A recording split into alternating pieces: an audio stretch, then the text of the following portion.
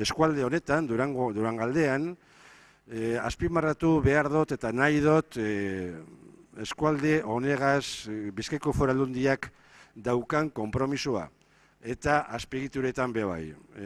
Obra honetan, gero Ermuako saihesbidean eta ja Zornotza aldean Hautsaganeko tunelegaz. Errepide barriagaz nik uste dut jendearen bizitza hobeagoa izango dela.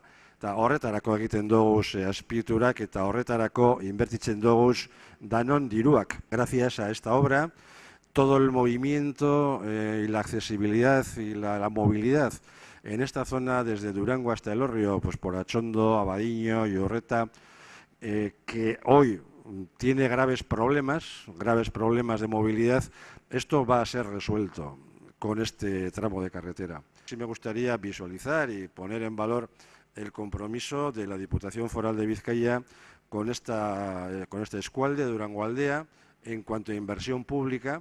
Esta obra, junto con la variante de Ermua, que está también ya ejecutándose, y junto con otra que conecta la zona de Amorebieta con la zona de Garnica y Música, creo que cuando desde el ámbito institucional hablamos de compromisos con personas, con municipios y con comarcas, las palabras están bien, pero además de las palabras el compromiso se materializa en los presupuestos, ¿no?